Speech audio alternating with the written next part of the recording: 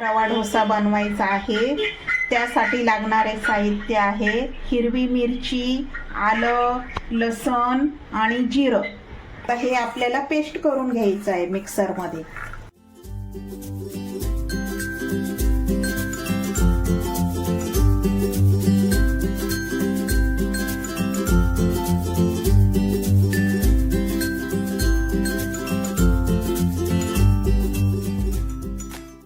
मी याच्यामध्ये 2 बाउलमध्ये 2 वाटी रवा आणि 1 वाटी बेसन घेतलं.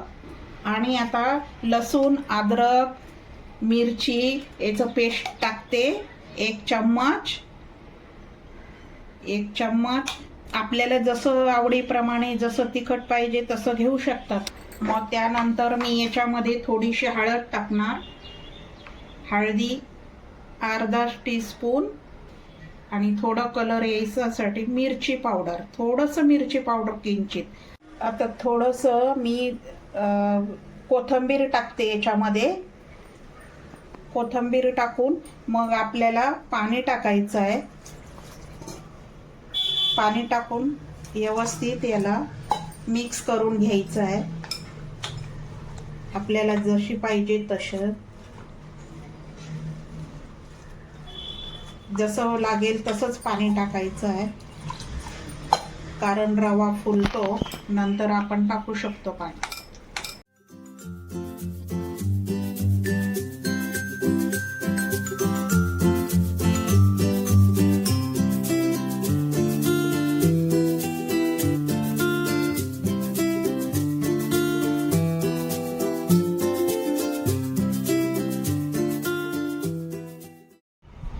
दहा मिनिटासाठी आता याला असं झाकून ठेवायचं आहे आपल्याला, कारण तो फुलतो. नंतर आपण पाणी टाकून त्याचं हे व्यवस्थित बॅटर बनवून डोसा बनवायचा. मी आता चटणीसाठी घेणार आहे ओलं खोबरं, ओला नारळ, कोथिंबीर, थोडासा कढीपत्ता आणि हिरवी मिरची 4-5 तिखटनुसार, आपल्याला जसं तिखट हवं आहे तसं. आणि लसणाच्या पाकळ्या 2-3 आणि अद्रक आणि ह्या डाळ्या, भाजलेल्या डाळ्या. आता आपण चटणी करून घेऊया.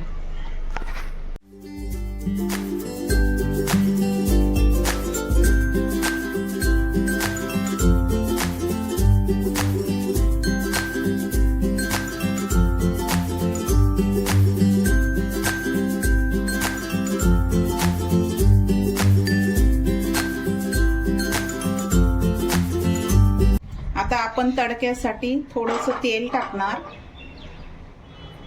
थोडंसं तेल टाकलं मी. आता राई टाकणार मी थोडंसं त्याच्यामध्ये. थोडीशी राई टाकणार तडक्याला.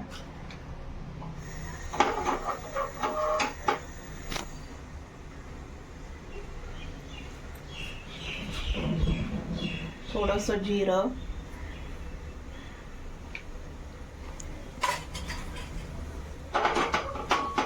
तर या आपल्याला चटणीला तडका द्यायचा आहे.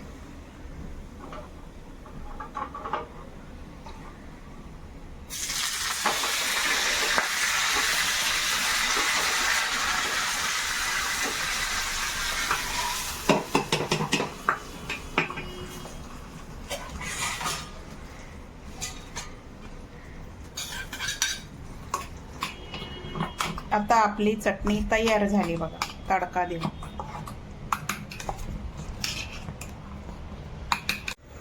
आता आपण पॅन गरम करून घेतलाय डोश्यासाठी, रवा डोसा. आता आपण जे 10 मिनिटांसाठी ठेवलं होतं त्याच्यामध्ये पाणी टाकून व्यवस्थित करूया डोश्यासाठी.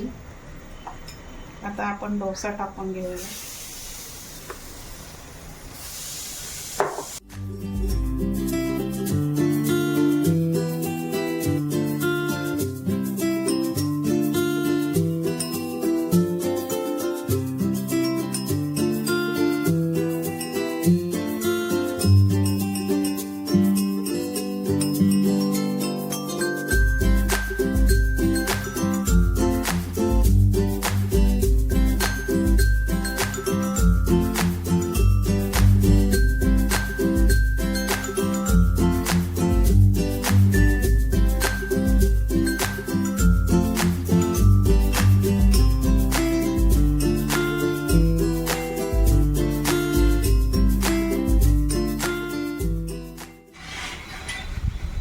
आता बघा कसा लाल झाला कलर याचा डोशाचा. असं आपल्याला चांगला लाल बनवून घ्यायचा. झाले आपले डोसे बनवून. असे डोसे बनवायचे छान लागतात चटणीवर.